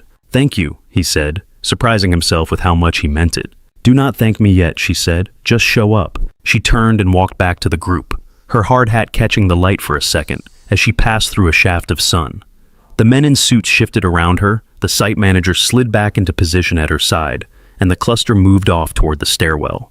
Ray appeared at Ethan's elbow, eyebrows raised. "What was that about?" Ray asked. Ethan looked down at the card in his hand. His thumb rubbed over the embossed letters. "Not sure," he said, "yet." Ray squinted at the retreating group. "That is the top of the food chain right there," Ray said. "If she is talking to you, I hope you said something smart." "I tried not to say anything stupid," Ethan said. Ray clapped him lightly on the back. "Good rule in general," Ray said. "All right, celebrity, back to work. Those boards are not going to move themselves." Ethan slid the card carefully into the inner pocket of his vest, where it rested against the fabric of his shirt. He picked up the next sheet of drywall with Louise, the familiar weight grounding him, as the voices of the executives faded down the stairs and the sounds of the site rose again to fill the space. That night, the card felt heavier than it should have. Ethan kept taking it out of his pocket, turning it over, then putting it back again. The name on the front stayed the same every time he checked. Olivia Grant, CEO? He set it on the table while Mia did her homework, the simple white rectangle sitting between her spelling list and his half-eaten dinner. She glanced at it once. "Who is that?" she asked. "Someone from work," he said. "She owns the big building we are helping with." Mia's eyes grew round. She owns a whole building, she said. Something like that, he answered. He did not say anything about the meeting. He did not want to explain it until he understood it himself. After Mia went to bed, he washed the dishes slowly, hands moving on autopilot. The cheap sponge squeaked against the plates. The faucet dripped twice into the empty sink. The card sat on the counter beside his phone. 9 o'clock, her office, top floor. He imagined the inside of a developer's headquarters. Glass and chrome and art that looked expensive. People who could tell a whole crew to move from one site to another with a phone call. He dried his hands and picked up the card again. The address on the back was in a part of the city he knew only from maps and the occasional drive-by. His thumb traced the logo once more before he finally set it on the small pile of things he would need in the morning. Keys, wallet, bus schedule, hard hat just in case he went to the site afterward. Sleep did not come easily. He lay in the dark listening to the hum of the refrigerator and the occasional car passing on the street outside. Each time he closed his eyes, he saw some version of the day ahead. Olivia sitting behind a huge desk, telling him she had made a mistake. Olivia saying she was sorry, that there was nothing anyone could do. Olivia offering something he was afraid to take. When his alarm finally went off, he felt like he had not slept at all. Mia was extra sleepy too. She burrowed deeper under her blanket when he tried to wake her. 5 more minutes, she mumbled. I would, but the bus will not wait, he said. He got her to school, hugged her a little longer than usual, then drove toward the city in his one decent button-down shirt and the same suit jacket he had worn to Kelso. The tie stayed folded in the glove compartment. He did not feel like wrapping it around his neck again. Grant Development Group's headquarters rose from a block lined with trees and clean sidewalks. The building was 15 stories of glass and light gray stone, its lobby visible from the street. People in sharp clothes swiped badges at turnstiles, while a barista behind a coffee counter pulled espresso shots. Ethan parked in a visitor garage around the corner and walked his footsteps sounding too loud on the polished floor when he entered the lobby. The air smelled like fresh coffee and some kind of subtle citrus cleaner. At the reception desk, a young man in a tailored shirt smiled at him. Good morning, the receptionist said. Welcome to Grant Development. Do you have an appointment? Yes, Ethan said. With Olivia Grant. 9 o'clock. Name is Ethan Cole. The receptionist checked a screen, then nodded. She is expecting you, he said. 15th floor. Take the elevators on the left. Ethan pressed the call button. When the doors opened, he stepped into a small metal room lined with mirrors and brushed steel. The elevator rose with a smooth, almost soundless motion. The numbers above the door climbed steadily. His ears popped slightly around floor 10. He flexed his fingers, then forced them to be still. The doors opened onto a hushed hallway. Light wood floors, white walls, large windows at the far end showing a slice of the skyline and the river. A woman in a neat dress and a badge around her neck approached. Mr. Crickle, she asked. Yes, he said. Right this way, she said. She led him down the hallway to a corner office. The door was open. Inside, Olivia stood near a floor-to-ceiling window, her back to the door looking out over the city. The view was startling. From this angle, he could see the river threading through the building's bridges spanning it in clean lines. The skeleton of the high-rise he was working on rose somewhere beyond cranes like thin arms against the sky. Olivia turned when they stepped in. Thank you, Claire, she said to the assistant. That will be all. Claire nodded and closed the door behind Ethan. Olivia had traded the blazer for a softer jacket, but she still looked like someone who made decisions for a living. There was a stack of folders on her desk, a laptop open, 2 empty coffee cups pushed to one side. Ethan, she said, I am glad you came. I figured if I ignored a CEO's invitation, someone would revoke my hard hat, he said. The corner of her mouth lifted. Sit, she said, gesturing to one of the chairs in front of her desk. He sat the chair firmer than it looked. She did not go behind her desk. Instead, she took the other chair so there was no barrier between them. For a moment, they sat in a quiet that was not awkward exactly, but full. I wanted to talk without concrete dust in the air, she said, and without 3 men in suits pretending not to eavesdrop.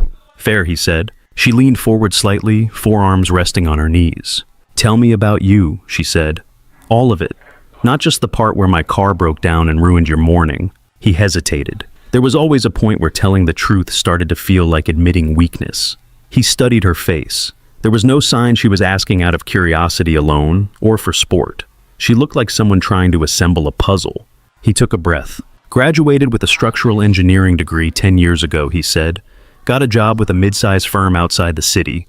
Spent a few years doing the usual. Long hours, calculations, site visits, coffee that tasted like burnt rubber. Her mouth twitched. I got married, he said. We had Mia. Then when Mia was 3, my wife got sick. It went fast. Too fast. He stared at a point on the carpet just past her chair for a moment. After she died, things got messy, he said. I took some time off that turned into more time off. Missed a couple deadlines when I went back. My head was not in it. They said they understood, but jobs like that do not really pause. They let you go, she said. Restructuring, he said. At least that was the word in the email. I started sending out resumes, took whatever small contract work I could find. Then the savings ran out. The contract work slowed. The rejections piled up. He rubbed his thumb along a callus on his palm. My mother thinks I wasted everything my father gave me, he said. He was an engineer too, the old kind. Slide rules and graph paper. He built bridges, real ones. He was good at it. He also died a few years ago, which makes him hard to argue with. Olivia watched him quietly. Outside the window, a barge moved slowly along the river, so small from this height it looked like a toy. And in the middle of all that, you ended up on my road, she said. In the middle of that, I ended up doing day labor and odd jobs, he said. Trying to keep rent paid and food in the kitchen while applying to places that did not call me back. He gave a small shrug. When I got the email from Kelso, it felt like a door cracking open, he said. A real position, salary, benefits. The kind of thing my mother stopped sending me articles about when I have it. You prepared, she said. I studied for weeks, he said. I mapped 3 routes into the city. I ironed a shirt I did not even know I could iron anymore. She nodded once. And then my car died, she said. And then your car died, he said. On the one road I took to avoid the traffic I was afraid of. He wiped his hands on his pants even though they were clean. You know the rest, he said. I stopped. I tightened a cable. I watched the minutes slide past. I got there 23 minutes late. They did not see me. Her jaw tightened again when he said it. She looked out the window for a second, then back at him. Do you regret stopping? She asked. He sat with the question. It was one he had asked himself more than once in the days after. Some days I regret the outcome, he said. I do not regret not leaving you there. I do not want to be the person who drives by someone clearly needing help and decides their own agenda is more important, even if that agenda is rent. A small silence followed. That is what I thought, she said softly. She stood, finally moving behind her desk. She opened a drawer, pulled out a folder, and placed it between them. I called Kelso after I saw you on site, she said. I know Robert Harrison. We have crossed paths at conferences. I have bought steel from people he plays golf with, the usual. She tapped the folder. I asked him about you, she said. He remembered your name, a little, mostly as the guy who missed his slot. Ethan felt his neck grow warm. I told him what happened, she went on. Not to guilt him, just to give context.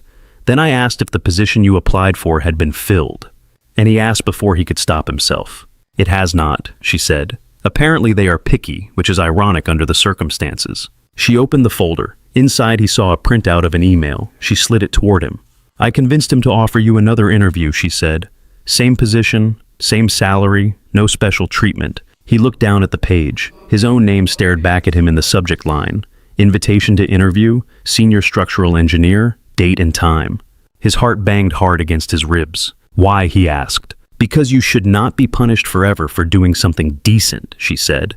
Because this city needs engineers who stop when someone is in trouble instead of pretending not to see. Because I could. I do not want a job because you pulled strings, he said.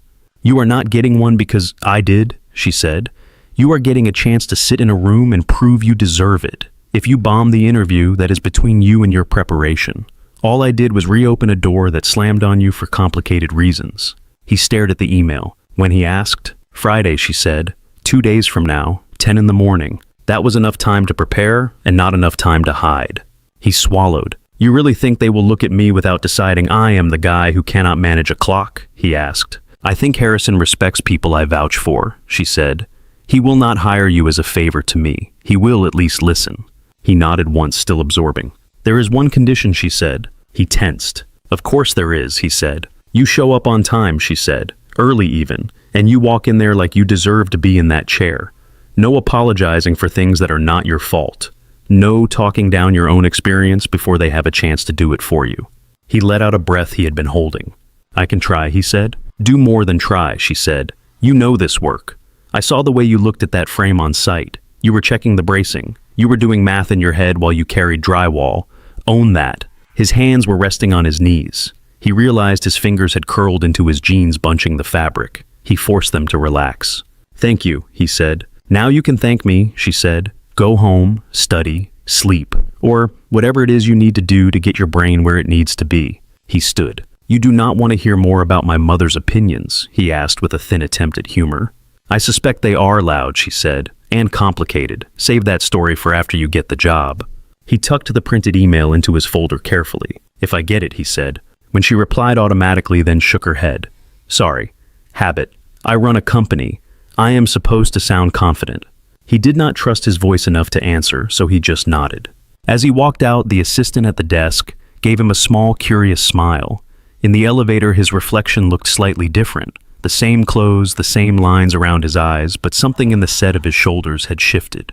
On the street outside, the city noise felt sharper. Car horns, footsteps, a bike bell, the smell of roasted coffee from a nearby cart. He made it back to Aurora just in time to pick Mia up from school. She came running out, paper in hand. "I got a sticker," she announced, waving a star-shaped sticker on a worksheet. "For neat writing." "That is more than I got today," he said.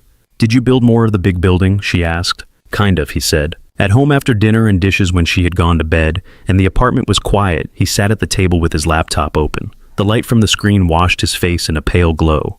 He pulled up old files, notes from exams, project reports, diagrams of load paths and stress curves. Terms he had not said out loud in months swam back into focus. His phone buzzed on the table. His mother's name lit up the screen. He stared at it for a moment, then answered. "How was work?" Carol asked. "Busy," he said. "Still carrying wood?" she asked. "For now," he said. "I have another interview on Friday, at Kelso again." Silence, then a small, disbelieving sound. "They are giving you another chance," she said. Someone put in a word, he said. "I am going. I do not want you to get your hopes up," she said. "You know how these things can go. I cannot watch you crash again." He closed his eyes. "I need to try," he said. "I am just trying to protect you," she said. "You cannot afford another failure. Mia cannot either." He opened his eyes and looked at the bridge, drawing on the fridge at the stacked lines of color. "I know," he said. "I will call you after it is done." He ended the call before she could answer. The apartment felt suddenly very quiet. The only sound was the ticking of the clock and the soft whir of the refrigerator. He turned back to the laptop. His hand settled on the mouse, the skin on his palm rough against the plastic. One problem at a time, he told himself. One span at a time. He clicked open another set of notes and began to read the words and numbers slowly snapping back into place in his mind as the night stretched around him. Friday morning felt too bright. The sky over Aurora was a clean blue, as if the weather had decided to cooperate just to remove one excuse. Ethan stood in front of the mirror with his suit jacket on and his father's tie draped over his shoulders, ends hanging loose. He picked up the tie, pizzed, then set it back down on the counter. The memory of Kelso's lobby and the way the fabric had felt tight against his throat flickered in his mind. He took a breath and folded the tie, carefully sliding it into the drawer. The collar of his shirt lay open at his neck. He buttoned it to the top and looked at himself. It was not perfect, but he looked like someone who knew where he needed to be. In the kitchen, Mia chewed on a piece of toast, feet kicking under the chair. "You look like your interview again," she said. "Round two," he said. "Is it the same place?" she asked. "Same building," he said. "Different day." "Are they nicer on second chances?" she asked. "We are going to find out," he said. He packed her lunch double, checking the zipper on her backpack. It snagged halfway as it always did, but he worked it back and forth until it closed. When they reached the school, she lingered by the entrance instead of running straight in. Kids streamed around them, chatter and backpack straps and shoelaces. "Can you come pick me up yourself today?" she asked. "I will try," he said. "If the interview goes long, Mrs. Harris might grab you." "That is okay," she said. She studied his face for a second. "You will call me if it is good news." "I will come to tell you," he said. She nodded, satisfied. Then she stood on tiptoe and pressed her hand against his chest, right where his heart was. "Do not be scared," she said. He put his hand over hers. "I am working on it," he said. She pulled away and ran through the doors, turning once to wave, before she disappeared into the bright hallway. On the drive into the city, the highway felt like a different road. Traffic moved steady and normal. No jams, no flashing lights, no surprise detours. Ethan checked the clock every 10 minutes anyway, waiting for some twist. Nothing came. He parked in the same garage near Kelso Dynamics. The concrete ramp echoed under his tires. When he stepped out of the car, the air felt cooler than it had that first day, though. The building was the same chunk of glass and stone. This time he was 15 minutes early. The receptionist looked up as he entered the lobby. Her expression flickered with recognition. "Good morning," she said. "Can I help you?" "Ethan Cole," he said. "Interview for the senior structural engineer position, 10 o'clock." She typed his name, then glanced at the clock. "You are early," she said. "I learned my lesson," he replied. Something like a smile touched the corner of her mouth. "Please have a seat, Mr. Cole," she said. "Mr. Harrison will be with you shortly." He chose a chair along the wall. A flat screen above the reception desk cycled through images of bridges, buildings, and interior spaces with captions about innovation and sustainability. His folder rested in his lap, but he did not open it. He had spent most of the night with those pages. There was nothing new to find there now. He focused on his breathing, counting each inhale and exhale. In, out, in, out. The buzz of quiet conversation from another cluster of chairs washed through the room. The smell of coffee drifted from somewhere deeper in the building. At 10:15, a man in a dark suit stepped into the lobby from a set of glass doors. He was in his 50s, hair graying at the temples, posture straight. His tie was perfectly knotted. "Mr. Cole," he called. Ethan stood. "Yes, sir," he said. "Robert Harrison," the man said, offering his hand. "Come on back." Ethan shook his hand. The grip was firm, dry, practiced. He followed Harrison down a hallway lined with framed photographs of completed projects, bridges over wide rivers, skyscrapers with mirrored windows, parking structures that somehow looked elegant. They entered a conference room with a long table and a wall of glass that looked out over the city. A stack of papers lay at one end. A whiteboard stood ready with markers. Harrison gestured to a chair. "Have a seat," he said. Ethan sat. Harrison took the chair across from him, opened a folder, and scanned the first page. "Ms. Grant speaks very highly of you," Harrison said without looking up. Ethan kept his hands folded on the table. "I am grateful she thought of me," he said. "She can be persuasive," Harrison said, "but she also knows I do not hire people just because someone asks. So, let us see if you deserve the trouble she went through." There was no malice in the tone, just bluntness. "Tell me about your last role as an engineer," Harrison said. Ethan talked. He talked about design work at his old firm, about reinforcement detailing, about revising plans when soil reports came back different than expected. He described site visits in winter, checking concrete pours under tarps, making sure rebar placements matched the drawings. Harrison listened occasionally, jotting a note. His questions came precise and layered. "What is your approach to designing a long-span beam in a mixed-use building with variable live loads?" he asked. Ethan answered, thinking through load combinations, deflection limits, serviceability. He found that once he started, the language came back. Terms that had sat dormant slid into place again. Harrison shifted to practical scenarios. "You are on site," he said. "A subcontractor wants to cut a larger opening in a shear wall to run mechanical ducts. They tell you it will be fine because it is only a few inches. What do you do?" Ethan almost smiled. He had lived versions of that question. "Ask for the dimensions and exact location," he said. "Check the original design, see what that wall is carrying. If I cannot verify in the field that the change is safe, I tell them to wait. No cutting until the modification is confirmed on paper. People get uncomfortable, but holes are hard to uncut." Harrison's mouth twitched. They moved through more questions. One about seismic detailing, even though the region was low risk. One about coordinating with architects who did not like thick columns. One about managing time when 3 projects all wanted attention. At one point, Harrison slid a set of drawings across the table.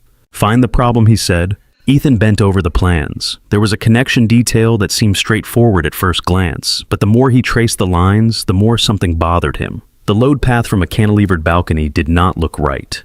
He picked up a pen and marked the joint. "If the balcony load goes here," he said, sketching a simple force diagram, "you are asking this connection to do more than it can. It needs either a heavier member or a different support.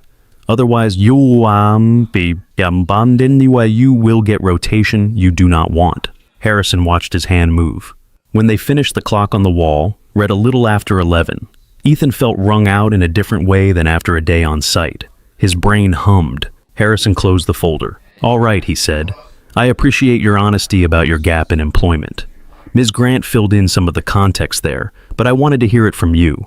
Ethan inclined his head. "I did not handle that period well," he said. "But I have learned how to work again, on a different kind of site.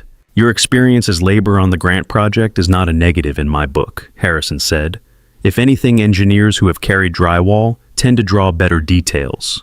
Ethan let out a small breath he had been holding. Harrison stood and extended his hand again. "We will be in touch," he said. Thank you for the opportunity, Ethan said. As he left the room, the hallway seemed brighter than when he had walked in. He did not know if he had passed some invisible threshold, but he knew he had said everything he could say. Outside, the air had warmed. He sat in his car in the garage for a few minutes before starting it, hands resting lightly on the wheel, eyes closed. He drove back to Aurora, the route familiar now. The noise of the highway wrapped around the car. His phone stayed silent on the passenger seat.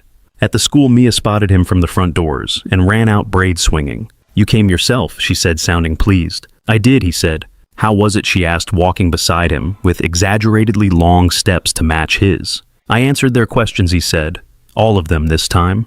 "Did they like you?" she asked. "I think they liked that I knew which walls not to cut," he said. She seemed to accept that as success. Days passed. He went back to the high-rise site, back to hauling materials and setting up bracing, back to Ray's dry jokes and Luis's loud laughter. No one asked about the interview, but Ray gave him a single nod one morning that felt like a question. Ethan nodded back, which felt like an answer. On Wednesday afternoon, just before lunch, his phone vibrated in his pocket while he was on the third floor stacking lengths of metal track. He almost ignored it, expecting another spam call, but something about the insistent buzz made him pull it out. The number was unfamiliar, but the area code matched the city. He stepped away from the clatter and pressed the phone to his ear. "This is Ethan," he said. "Mr. Cole," a woman's voice said. "This is Amanda Richards from Kelso Dynamics. Do you have a moment to speak with Mr. Harrison?" His heart kicked. "Yes," he said, "I do." "Please hold," she said. The line went quiet except for a faint hum.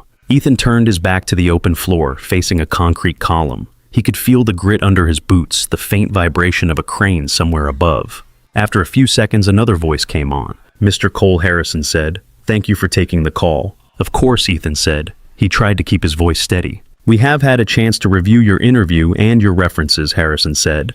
"I will be frank. We do not usually extend second interviews to candidates who miss their first even under unusual circumstances."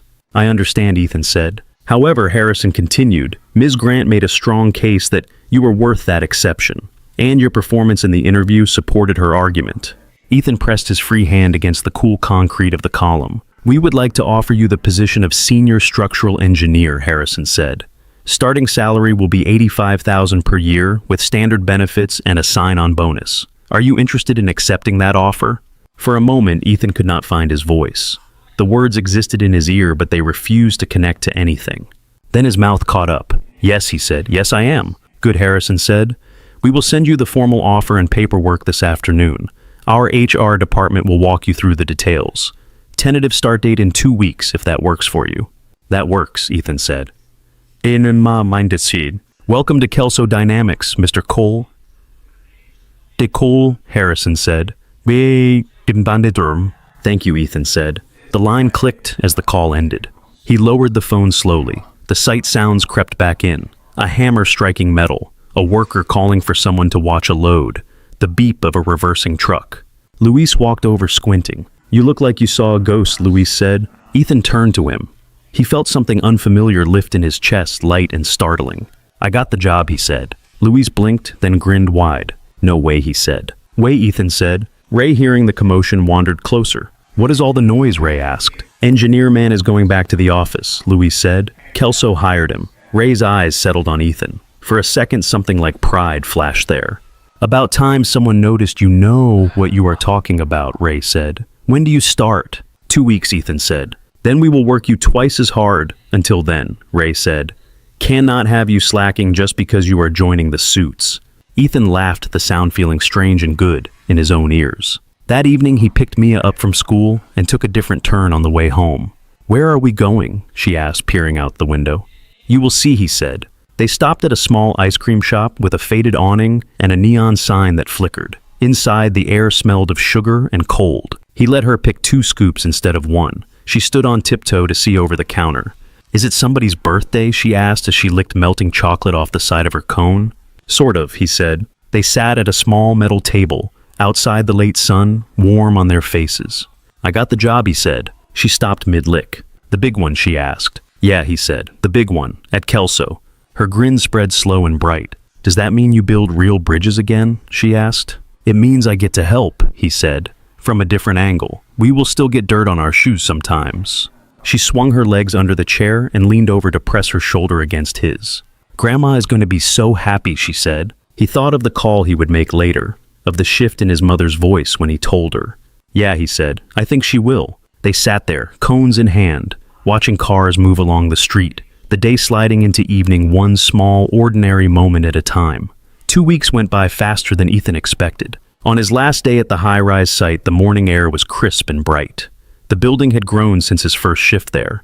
More floors framed out, more beams locked in place, more of the shape that only he seemed to see fully when he looked up. Ray called everyone over at lunch break. The crew gathered near the trailer, hard hats, tilted back gloves tucked into belts. Ray held a plain white envelope in one hand. Before our resident almost former engineer runs off to the land of climate control and swivel chairs, Ray said the guys wanted to say something. He handed Ethan the envelope. Inside was a folded card with a cartoon of a construction worker on the front and signatures crammed into every available space inside. Tucked behind the card was a small stack of bills, 20s, 10s, a couple of 5s. You did not have to do this, Ethan said, the words coming out rougher than he intended. Louise shrugged. You carried the heavy stuff without whining, Louise said. That is worth at least $20. A ripple of laughter went through the group. Ray scratched his jaw. You showed up, Ray said. You did not act like you were too good for any of it, even when it was obvious you knew more than half the people giving orders. That matters. Ethan swallowed. Thank you, he said. All of you. Just remember us when you are designing things that fall on people's heads, Mark said. I will try very hard to avoid that, Ethan replied. They went back to work, but something in the way they moved around him had shifted. There was a little extra space made for him at the end of the day when he put his vest and hard hat into his bag for the last time. The following Monday, he walked into Kelso Dynamics as an employee, not a visitor. HR handed him a badge with his name printed under the company logo. Ethan clipped it to his belt and followed a coordinator to a cubicle on the 4th floor.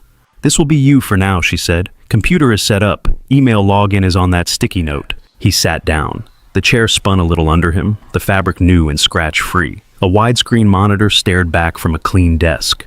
The view was not dramatic, just a slice of another building and a bit of sky.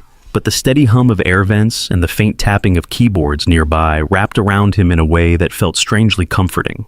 The first days were full of logins, introductions, and tours. He met other engineers, a mix of older veterans and younger staff fresh from school. They shook his hand, looked at his resume, and asked neutral questions about his experience. None of them asked why his hands looked the way they did. He dove into his first assignment, a mid-rise office building, in a suburb not far from where he lived. The calculations felt rusty at first, but then the patterns came back. Load paths, moment frames, deflection limits. The lines on the drawings started to carry weight again. Every afternoon he watched the clock with a different kind of attention. At 3, if things allowed, he closed his laptop and headed for his car. The drive to Mia's school was short.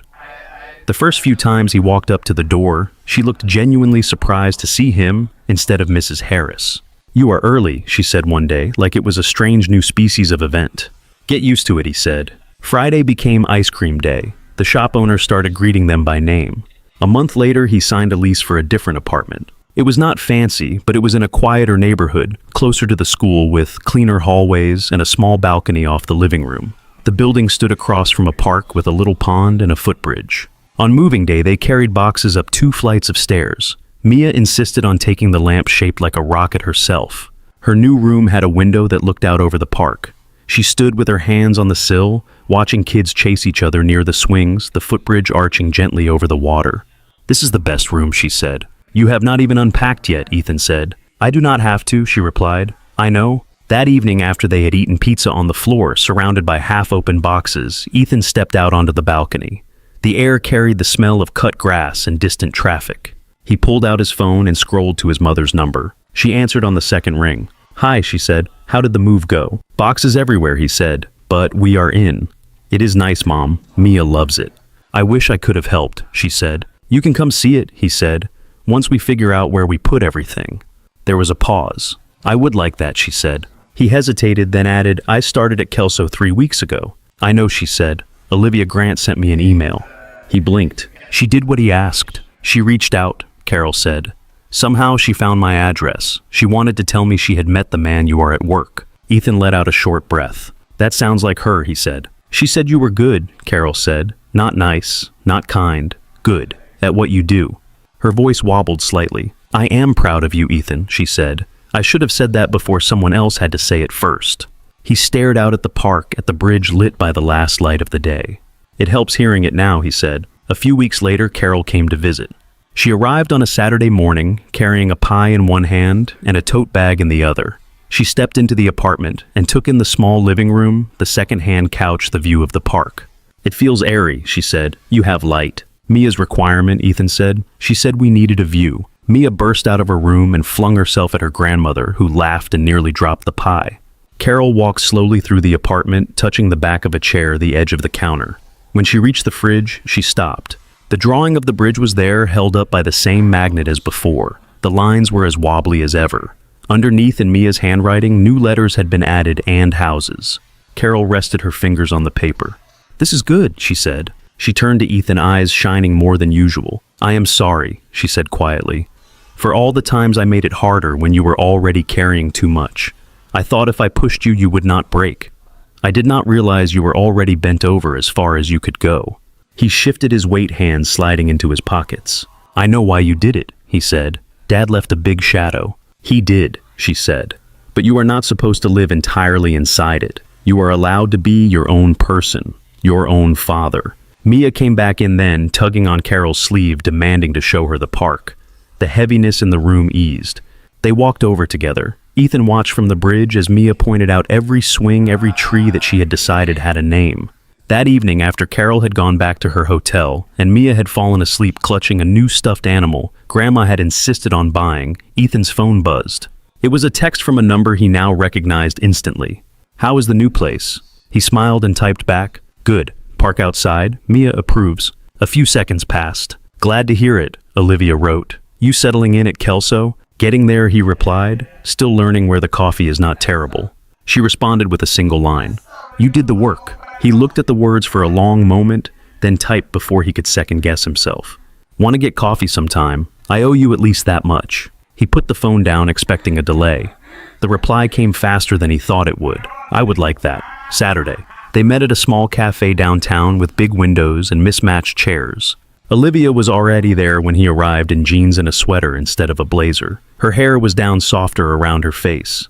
She stood when he walked in, and for a moment they both looked amused by the awkwardness of deciding whether to shake hands or hug. "Hi," she said. "Hi," he said. They ended up with coffee and a table by the window. Outside, people walked dogs and carried shopping bags. A bus hissed at the curb. "You look less tired," she said, eyeing him over the rim of her mug.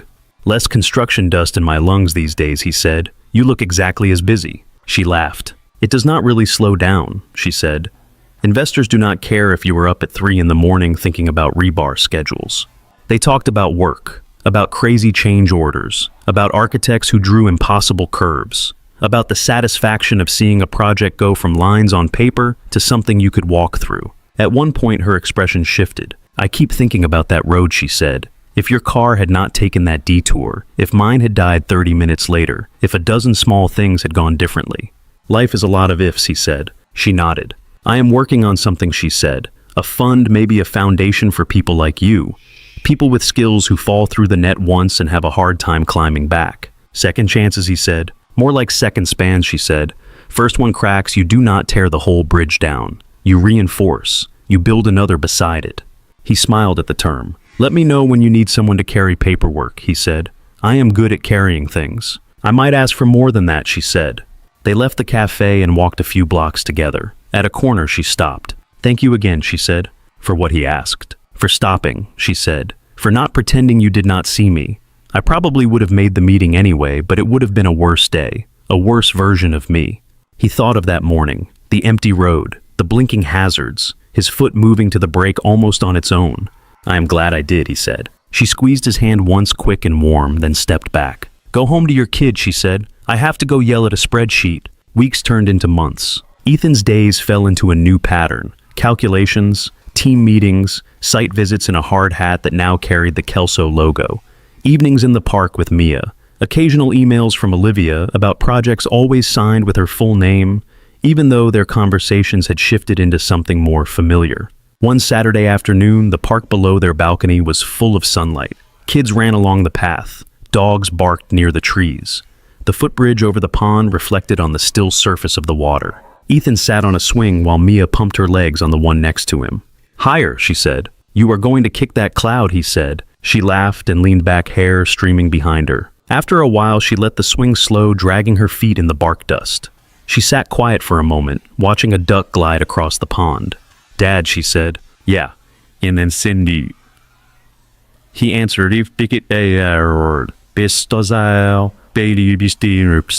"Why did you stop for that lady's car?" she asked. He looked at her. "What made you think of that?" he asked. She shrugged.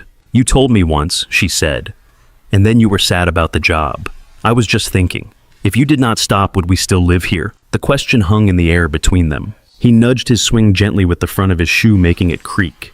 "I stopped because she needed help," he said. "And because I do not like the idea of driving by someone who is stuck and pretending I do not see it." "Even if it made you late?" she asked. "Even if it made me late," he said. She thought about that brow furrowing in concentration. "I am glad you stopped," she said finally. "Me too," he said. "Because now you have your job," she said. "And I have my room. And Grandma does not sound mad anymore." "That is a nice side effect," he said. She hopped off the swing and ran toward the bridge, arms out like an airplane. He watched her cross it, her small figure moving against the simple arc. From where he sat, the bridge was just a bit of painted metal over a shallow pond. Nothing complex, nothing anyone would write an article about. But it connected two pieces of ground that had been separate before. It let kids run from one side of the park to the other without thinking about mud or distance. It made their Saturdays feel larger. He stood and walked over, resting his hand on the cool railing, as Mia leaned over to look at her reflection in the water. His palm rough from work, old and new, fit easily around the metal. Mia straightened and slipped her hand into his. They walked back across together, the boards of the bridge knocking softly under their steps, the late afternoon light stretching their shadows out in front of them as they made their way home. Thank you so much for listening to today's story. If this story resonated with you or made you reflect, I'd love to hear your thoughts, so feel free to share them in the comments below. And don't forget to like, subscribe, and hit the notification bell so you won't miss the next story.